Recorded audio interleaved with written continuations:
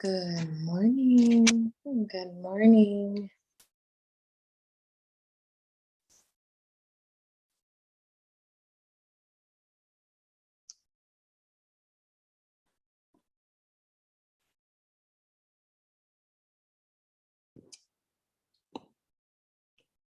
As you're hopping on, say hello. Good morning.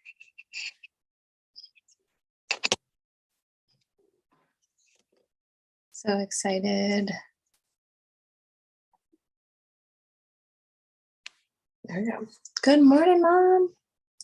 Thank you for sending the boys' numbers to me. Hoping they're in working order so I can talk to them. Excited. As you're hopping on live, say hello. I apologize. I meant to send out the Fear into Faith live yesterday. I had some obligations that took me away from being on at 8 o'clock. And please give me grace as I am learning this new venture. I have jumped right back in to the financial industry, which I'm really excited about. And I have linked arms with New York Life and Investments. And it's an exciting journey. And so I got to meet with my mentor yesterday and just talk about some things and do a lot of trainings. And I got a lot of trainings today starting at 9:30. So we're going to get started. But as you're hopping online, say hello. Watching on replay, #replay. And we're going to just jump right in. We're in Numbers. Where are we in Numbers? Anybody know? Let me take a look. We're in Numbers 27, 30. We're just cruising along. So let's get in there. And if you missed a day, Sunday is our day to catch up, or you can catch up throughout the week, however you choose. So that is the day to just kind of catch up on our reading, but we're going to continue to stay on pace with everyone and follow along. So Numbers 27 through 30, let's go ahead and pray and we'll get started. Heavenly Father, I just thank you for today, Lord. I thank you for your provisions and all that you're doing in our lives, Lord. And Father, as we seek you more and more, miracles come. Miracles bloom in your fruitfulness, Lord.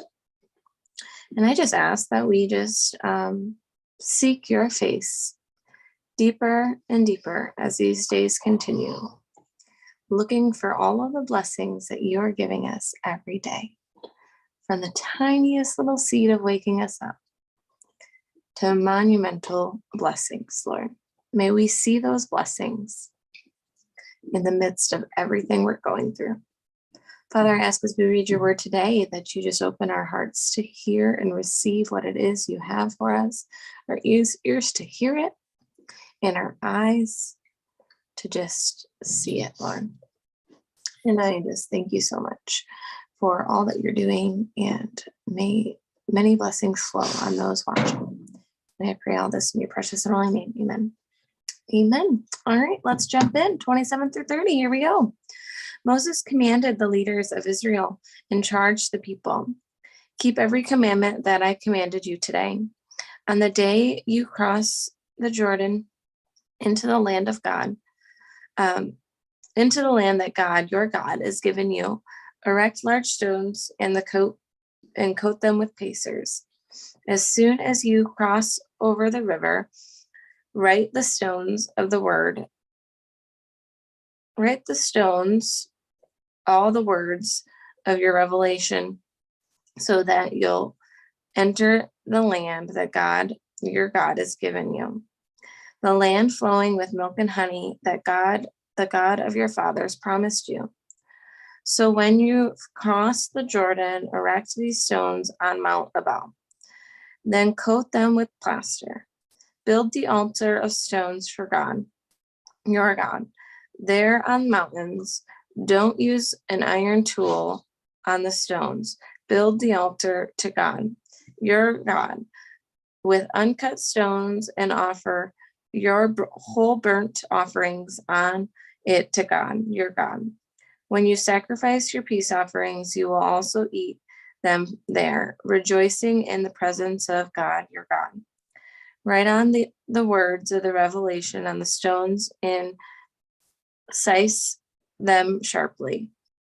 Moses and the Levitical priest addressed all Israel quiet. Listen obediently, Israel, this very day you have become the people of God, your God. Listen to the voice of God, your God. Keep his commandments and regulations that I'm commanding you today.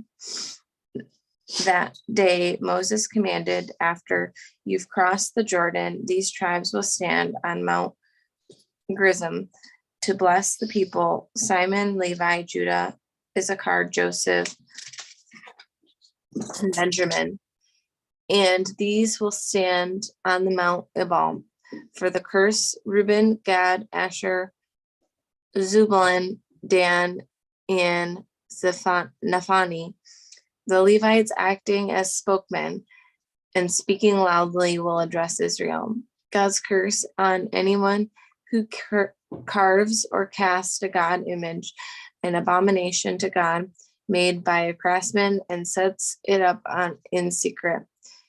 I'll respond, yes, absolutely. God's curse on anyone who demeans a parent. I'll respond, yes, absolutely. God's curse on anyone who moves his neighbor's boundary marker. I'll respond, yes, absolutely. God's curse on anyone who misdirects a blind man on the road. I'll respond, yes, absolutely. God's curse on anyone who interferes with justice due to the foreigner, orphan, or widow. I'll respond, yes, absolutely. God's curse on anyone who has sex with his father's wife. He has violated the woman who belongs to his father. I'll respond, yes, absolutely. God's curse on anyone who has sex with an animal. I'll respond, yes, absolutely. God's curse on anyone who has sex with his sister, the daughter of his father or mother. I'll respond, yes, absolutely. God's curse on anyone who has sex with his mother-in-law. I'll respond, yes, absolutely. God's curse on anyone who kills his neighbor in secret. I'll respond, yes, absolutely. God's curse on anyone who takes a bribe to kill an innocent person. I'll respond, yes, absolutely. And God's curse on anyone who does not give substance to the words of this revelation by living them. I'll respond, yes, absolutely. If you listen obediently to the voice of God, your God, and heartily obey all his commands that I command you today, God, your God, will place you on high above the nations of the world. All of these blessings will come down on you and spread out beyond you because you have responded to the voice of God, your God.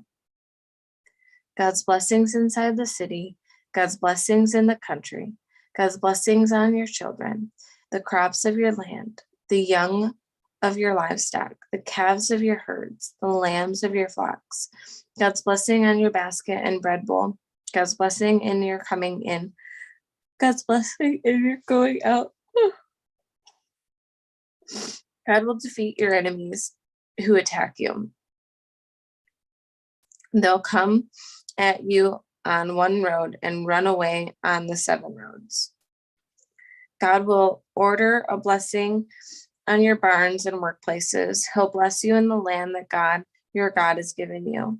God will form you a people holy to him, just as he promised you, if you keep the commandments of God, your God, and live the way he's shown you. How true is that, though? Like, isn't that so good that even in the New Testament, it speaks of this about keeping God's commandments, and how if you listen obediently to the voice of God, if you listen obediently to the voice of God, he will bless you. All the peoples on earth will see you living under the name of God and hold you in respectful awe. God will lavish you with good things, children from your womb, offspring from your animals, and crops from your land. in the land that God promised your ancestors that he would give you. God will throw open the doors of his sky vaults and pour rain on the land on schedule and bless the work you take in hand. He will lend to many. I'm so hungry, y'all. I have my breakfast here staring at me. I didn't get to eat. I was behind because you guys can't tell, but I have formula in my hair. I have it all down my jacket. I have it all down my shirt. It's been a fun morning. So, sorry, totally sidetracked. My stomach growled and I got sidetracked. Real life over here. Here's what happens when you don't obediently listen to the voice of God, your God, and diligently keep all the commandments and guidelines that I'm commanding you today. All these curses will come down hard on you. God's curse in the city, God's curse in your country, God's curse on your basket and bread bowl, God's curse on your children, the crops of your land, the youth of your livestock, the calves of your herds, the lambs of your flocks, God's curse in your coming in, and God's curse in your going out.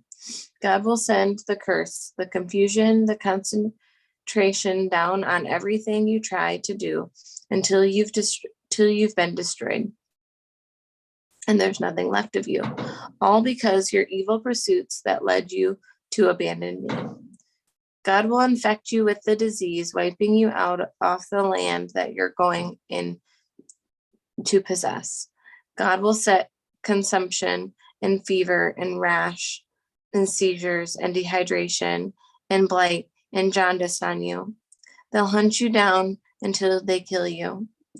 The sky over your head will become an iron roof, the ground under your feet a slab of concrete. From out of the skies, God will rain ash and dust down on you until you suffocate. God will defeat you by the enemy attack. You'll come at your enemies on one road and run away on 7 roads. All kingdoms of earth will see you as horror. Carrion birds and animals will boldly feast on your dead body with no one to chase them away. God will hit you hard with the boils of Egypt, hemorrhoids, scabs, and an incurable itch. He'll make you go crazy and blind and senile. You'll grope around in the middle of the day like a blind person, feeling the way through the lifetime of darkness. You'll never get to where you're going. Not one day will go by that you've not abused or robbed, and no one is going to help you. You'll get engaged to a woman, and another man will take her for his mistress. You'll build a house and never live in it. You'll plant a garden and never eat so much as a carrot. You'll watch your ox get butchered and not get a single steak from it. Your donkey will be stolen in front of you, and you'll never see it again. Your sheep will be sent off to your enemies, and no one will lift a hand to help you. Your sons and daughters will be shipped off to foreigners. You'll wear your eyes out looking vainly for them, helpless to do a thing. Helpless to do a thing. Your crops and everything your work for will be eaten and used by foreigners. You'll spend the rest of your lives abused and knocked around. What you see will drive you crazy. God will hit you with the painful boils on your knees and legs, and no healing or relief from head to foot. God will lead you and the king you set over a country either you nor your ancestors have heard.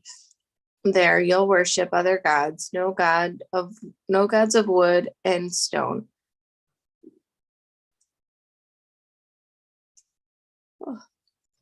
Among all the peoples where God will take you, you'll be treated as a lesson or proverb of horror. You'll plant sacks and sacks of seed in the fields, but get almost nothing. The grasshoppers will devour it. You'll plant and hoe and prune vineyards, but you won't drink or put up any wine. The worms will devour them. You'll have groves of olive trees everywhere, but you'll have no oil to rub on your face and hands. The olives will have fallen off, and you'll have sons and daughters, but they won't be yours for long. They'll go off to captivity.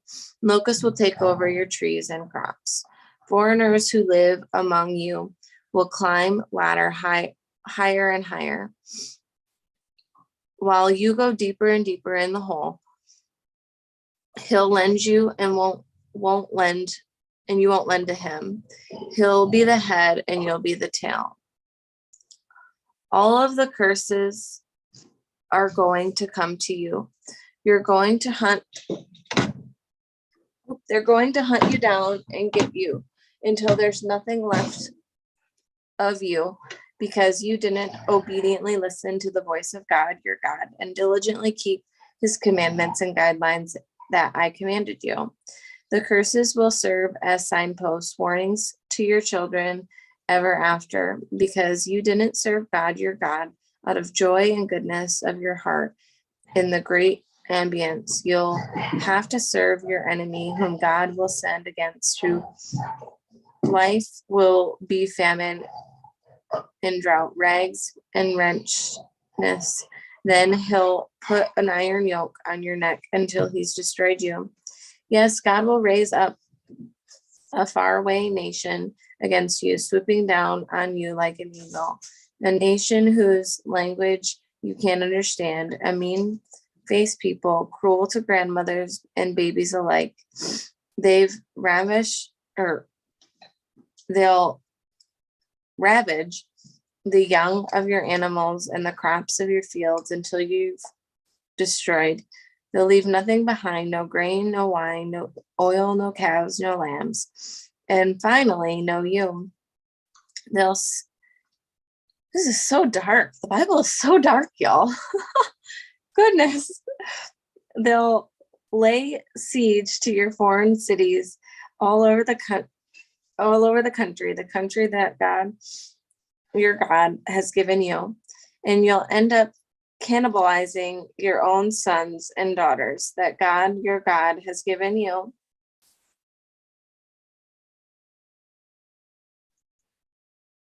Oh, my hair smells so bad. Oh, so gross. Okay. When the suffering from the siege gets extreme, you're going to eat your own babies. Most gentle and caring man among you will turn hard, his eyes evil against his own brother, his cherished wife, and even the rest of his children who are still alive, refusing to share them a scrap of meat from the cannibal child stew he is eating. So gross. He's lost everything, even his humanity, in the suffering siege that your enemies mount against your foreign fortified towns. And the most gentile and caring woman among you, the woman who wouldn't step on a wildflower, will turn hard, her eye evil against her cherished husband, against her son, against her daughter, against even the afterbirth of her newborn infants. She plans to eat them in secret. She does eat them because she lost everything, even her humanity, in the suffering of the siege that your enemy mounts against your fortified towns. If you don't diligently keep the word of this revelation written in this book, living in holy awe before this name, glorious and terrible, your God then will pound you with catastrophes, you and your children, huge immensible catastrophes, hideous, immensible illnesses. He'll bring back and stick you with every old Egyptian malady and once terrorized you. And yes, every disease and catastrophe, goodness, why can I not say that word this morning? Catastrophe imaginable. Things are not written in this book of this revelation God will bring on you until you're destroyed. Because you didn't listen obediently to the voice of God, your God, you've left with a few pitiful stragglers in the place of dazzling stars in heavens and a magnitude you had become. And this is how the things will end up, just as God once enjoyed you, took pleasure in making your life good, giving you many children. So God will enjoy getting rid of you, clearing you off the earth. He'll weed you out of the very soil that you entered in to possess. He'll scatter you to the four winds from the end of the earth to the other. You'll worship all kinds of other gods neither you nor your parents have ever heard of. Wood and stone, no gods. But you won't find a home there. You'll not be able to settle down. God will give you a restless heart, longing eyes, and homesick soul. You will live in constant jeopardy, terrified of every shadow, never knowing what you'll meet around the next corner. In the morning, you'll say, I wish it was evening. In the evening, you'll say, I wish it was morning, afraid and terrorized at what's coming next, afraid of the unknown because of the sights you've witnessed. God will ship you back to Egypt by a road I promised you'd never see again. There you'll offer yourselves for sale, both men and women, as slaves to your enemies, and not a buyer to be found. Chapter 29. These are the terms of the covenant that God commanded Moses to make with the people of Israel in the land of Moab, renewing the covenant he made them as Horeb. Moses called all of Israel together and said, You've seen with your own eyes everything. Okay, come on, bring it here.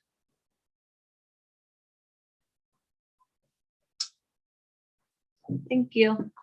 No squeaker right now.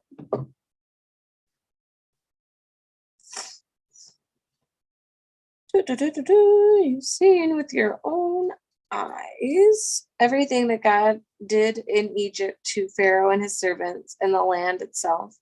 Massive trials to which you are eyewitnesses, the great signs and miracle wonders. But God didn't give you an understanding heart or perspective eyes or attentive ears until right now, this very day.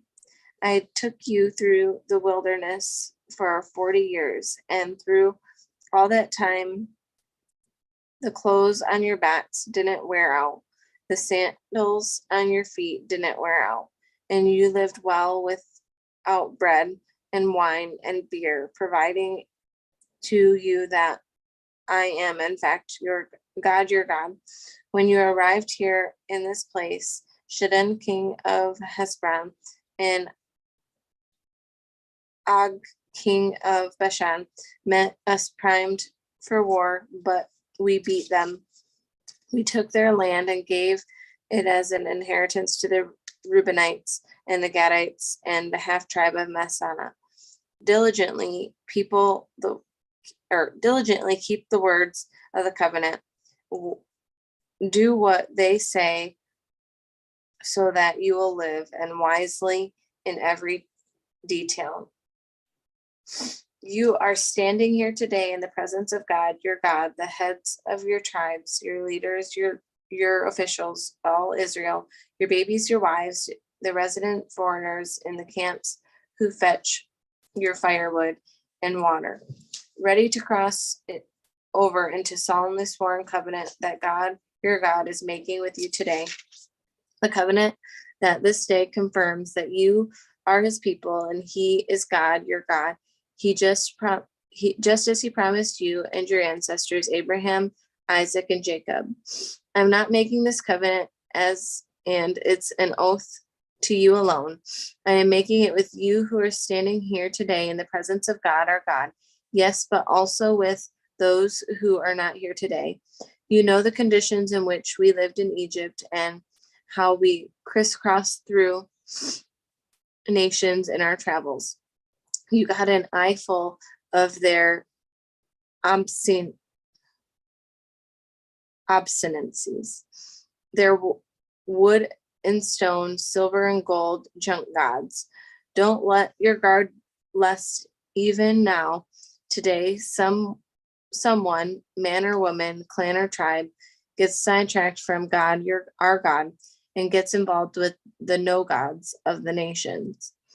Lest some poisonous weed sprout and spread among you, a person who hears the word of the covenant oath, but exempts himself from thinking, I'll just live the way I please, thank you, and ends up ruining the life for everybody.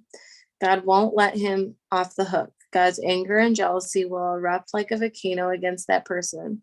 The curse written in this book will bury him. God will delete his name from the records. God will separate him out of the tribes of Israel, a special punishment.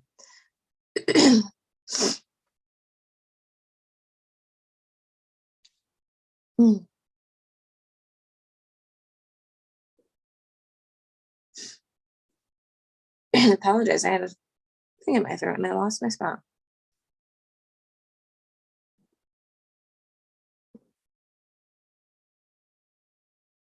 A special punishment according to all the curses of the covenant written in this book of Revelation.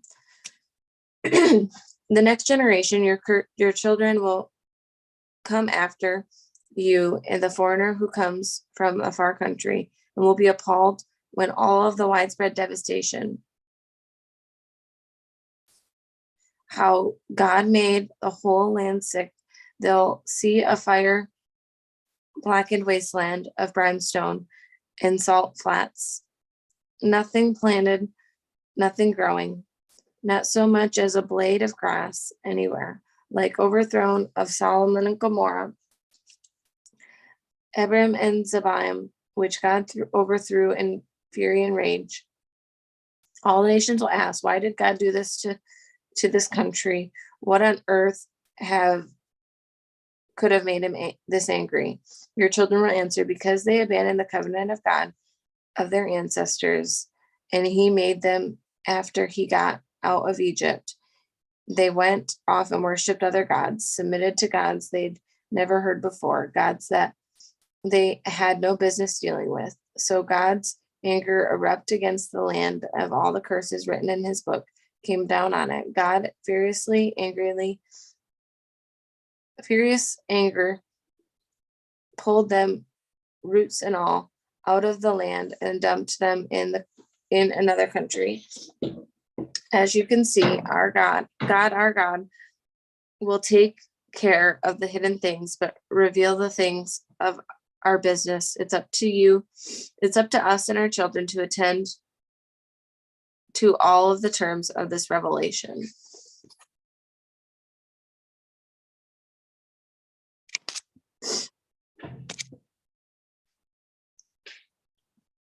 Here's what will happen. While you're out among the nations where God has dispersed you, and the blessings and curses come in just the way I have set them before you. And you and your children take them seriously and come back to God, your God, and obey him with your whole heart and soul according to everything that I commanded you today. God, your God, will restore everything you lost. He'll have compassion on you, and he'll come back and pick up the pieces from all the places and where you are scattered. No matter how far away you end up, God, your God, will get you out of there and bring you back to the land your ancestors once possessed. It will be yours again, and he will give you a good life and make you more numerous than your ancestors. God, your God, will cut away the thick calluses of your heart and your children's heart, freeing you to love God, your God, with your whole heart and soul, and really live. God, your God will put all the curses on your enemies who hated you, and wear out to get you. And you will make a new start, listening obediently to God, keeping all his commandments that I am commanding you today. God, your God, will outdo himself, making things go well for you. You'll have babies, get calves, grow crops, and enjoy an all-around good life. Yes, God will start enjoying you again, making things go well for you, just as he enjoyed doing it for your ancestors. But only if you listen obediently to God, your God, and keep the commandments and regulations written in the book of Revelation. Nothing half-hearted here. You must return to God, your God, totally, heart and soul, holding nothing back. The commandment that I'm commanding you today isn't too much for you. It's not out of reach. It's not on a high mountain. You don't have to get mountaineers to climb the peak and bring it down to your level and explain it before you live it. And it's not across the ocean. You don't have to send sailors out to get it. Bring it back and then explain it before you can live it. No, the words right here and now, and near as the tongue in your mouth, as near as the heart in your chest, just do it. Look at what I've done for you today. I've placed in front of you. Life is good, death and evil. Life and good, death and evil. And I command you today, love God, your God, walk in his ways, his commandments, the regulations and rules, so that you will really live exuberantly, blessed by God, your God, in the lands you are about to enter and possess. But I warn you, if you have a change of heart and refuse to listen obediently and willfully go off to worship other gods, you'll most certainly die. You won't last long in the land that you are crossing the Jordan to enter and possess. I call heaven and earth to witness against you today. I place before you life and death, blessing and curse. Choose life so that you and your children will live and love God, your God. Listening obediently to him, firmly embracing him. Oh yes, he is life itself, a long life settled on the soil that God, your God, promised to give your ancestors, Abraham, Isaac, and Jacob. And that's the end of chapter 30. You're right, Mom. It's gross and dark sometimes. But what a blessing it is to know that if we listen to the voice of God, if we listen to God's voice and walk obediently with him, we will receive blessing. So if we just follow his commandments, follow the truths, walk in the fruits of the Spirit, we'll receive blessing, right? Like, it sounds so simple, yet our flesh, and we are such a fallen nation. The enemy has gotten wise. And so we get to follow Christ, right? I'm so grateful for Jesus dying on that cross for our sins. We follow in Christ's footsteps, live humbly, trust in Jesus fully, and blessings will flow. So may that be an encouragement to you today. Much love and many blessings. And I'll see you all tomorrow.